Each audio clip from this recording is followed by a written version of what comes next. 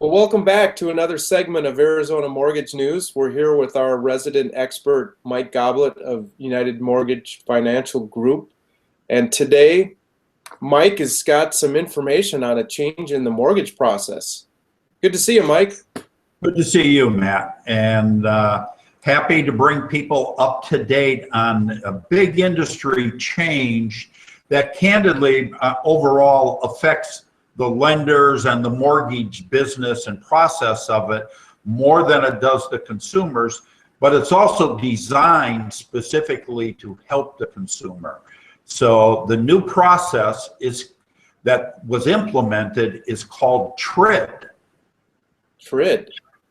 Yes, it's an acronym that the CFPB that was created by Dodd-Frank in 2010, they were charged with changing good faith estimates and several other things about the closing of the loan, and it stands for TILA-RESPA Integrated Disclosures. So let's go with TRID. But for the consumer, let's simplify it even more and understand really going to aim this at the consumer and in understanding the impact. It's had a more dramatic effect on the people within the process than it has with the consumers. So it's still an evolving situation. So with that said, why TRID? Why did they create it? Well, because it was recognized that it was hard for consumers to shop for a loan and to get all the same information on a loan with what was in the marketplace.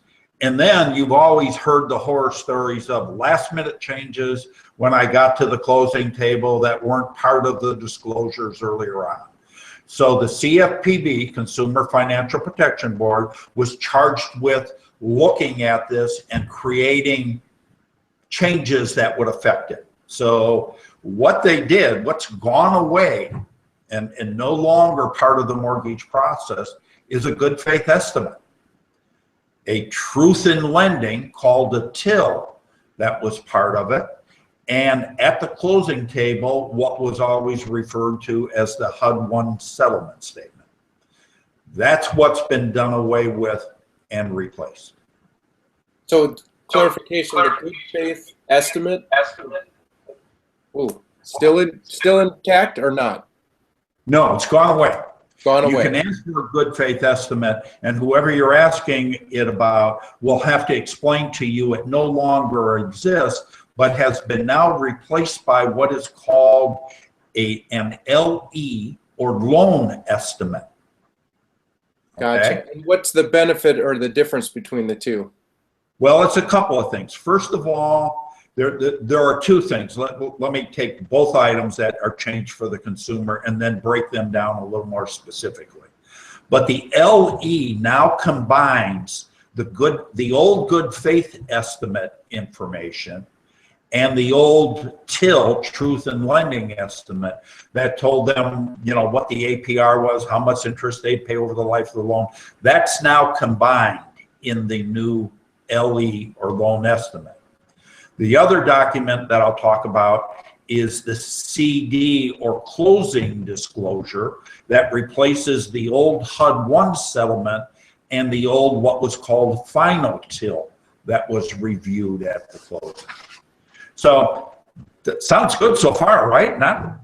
Sounds pretty simple. Okay. Absolutely. Looking out for us consumers. Absolutely. And the government would never do anything that doesn't have unintentional consequences, and unexpected consequences. So there are. Now, let's start out with the fact that the LE, the loan estimate, does make it easier for the consumer to shop and compare loans. The old good faith, different banks and different lenders were able to not disclose different things. And it made true comparisons more difficult, okay? So that's been addressed, and now there's uniformity that if they come to me, a mortgage broker, or if they go to a bank or a banker broker, the LE will be more comparable and get to the same bottom line number. It provides more information as well about the loan specifics, even telling you things you should know about it, not only how much interest you'll pay over the life of the loan with what they call tip, but also how much interest and principal you pay down after 5 years. Since that's really realistically how you're going to look at a loan, very few people carry a 30-year mortgage for 30 years, for example. Makes sense. Now, what you have to be careful about when you're looking at the new LE or loan estimate is because of the compliance issues on the part of lenders, the LEs you're going to get to compare are going to overestimate the title fees, okay? So they're going to look higher. But the thing to keep in mind almost always about title fees is they are what they will be.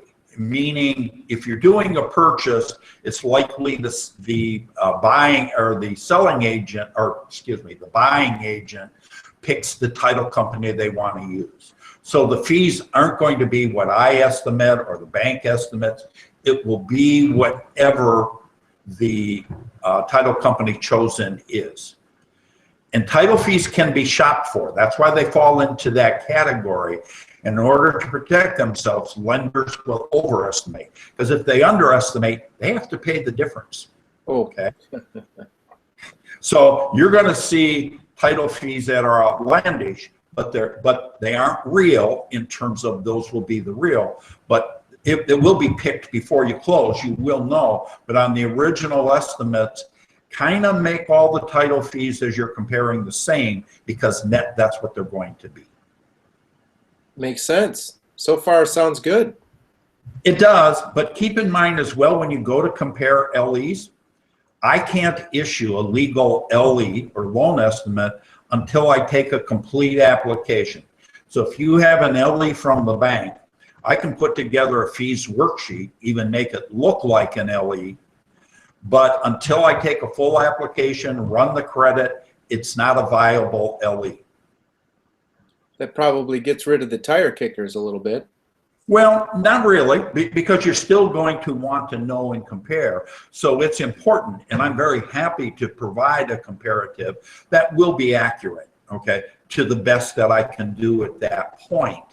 And most banks will as well, but just understand it's not a legal LE. Makes sense. So, okay, the other thing is the new CD or closing disclosures, okay?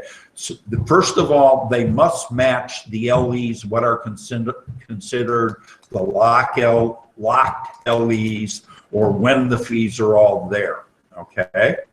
Now, where this has gotten really squirrely, particularly for the lenders, is they must be in the hands of the consumer no less than 3 days before the closing for the consumer to review it. Sounds pretty logical, right? For sure.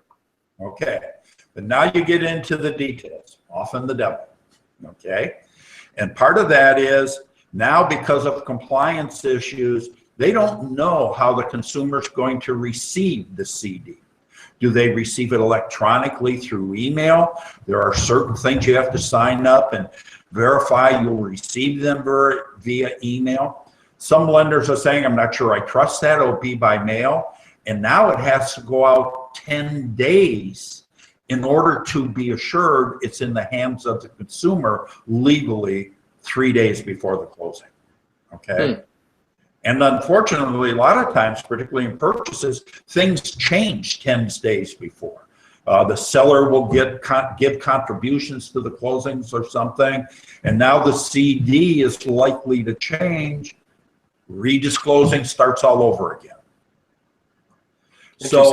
So it has the ability of adding time onto the procedure. Also, a lot of times, a lot of clients would change programs. I'm in a 15-year, and you know what? I don't want it. I now want a 30. Okay, redisclosing has to go on, so it can again push it out. Now, when you say those 10 days, are those working business days, or are they just 10 calendar days? Well, the 10 days, and here's how it works. It really is the bank goes by, yes, it's 10 calendar days, but because there are weekends and potential holidays in there, it becomes 10, working days. Gotcha. Okay. So, if it goes out, they want to make sure it gets over the weekend, and it has to be there like X number, so they count 4 days and then 3 days to review it. So Gotcha. the window that the banks look at is if they're mailing it, okay, is that 10-day window. Makes sense. Now the banks, and what really part of this is going to is they want to make closing simpler, okay, good news, and more electronic. So right now the emphasis is on getting emails for everybody who is on the loan. Even if it's a husband and wife, and the wife has a separate email, the lender wants it. They want to send her those closing documents and LEs, and she needs to open the lender's email and consent to receive them that way. If they don't do that, within the first 3 days from when that electronic disclosure goes out, everything is now done by mail. You can't go back and say, okay, now I want to change and I'll do it electronically. Nope, everything's by mail. So it's critical to be aware of the electronic. Behooves the mortgage broker, banker to let people know the LE's gone out, go into your mail, your junk mail, make sure it's there, and consent to receive them electronically. One of the real ramifications, I say, particularly on a purchase, and many lenders won't even take less than 45-day locks right now because of the confusion. Well, that leads to the other part. How lenders interpret the rules that the CFPB has put into place are different. Not every lender looks at them the same, and they didn't think of everything.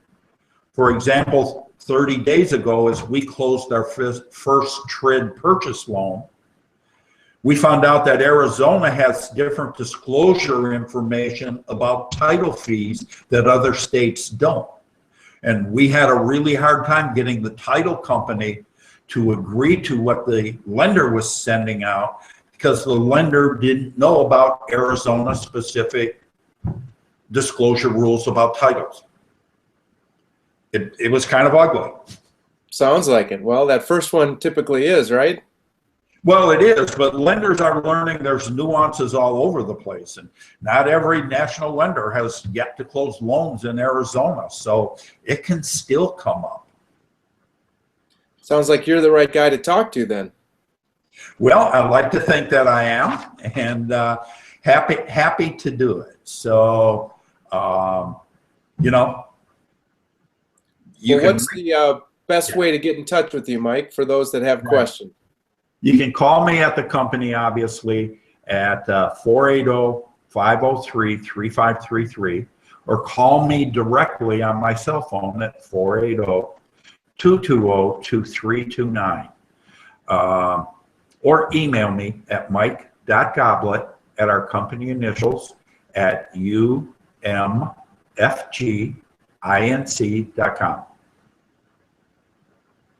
Well, very good. Well, a lot of new information out there. Doesn't sound like the process is getting a whole lot easier, just more safeguards in place. Well, like I said, the new LEs and the CDs, the closing disclosures, are better for the consumer overall. However, the unintended consequences are muddling the situation until everybody figures it out a little bit better. And it's going to still take a little bit more time. So again, look for a 45-day close to help ensure that you close on time. And be sure to be in touch with you, the guy that has all the answers, or at least most of them, right? We're working real hard. Actually, it was kind of fun to tell a lender, you don't understand Arizona, and we had to get their legal department to learn how to change to get that loan closed. You are a know-it-all sometimes, right? Well, I'm certainly accused of that, yeah. Yeah. Well, thanks for another great segment, Mike. Okay, Matt. You have a good time. You have a good week, and we talk to you in the near future, I hope. Absolutely. Thank you. Okay.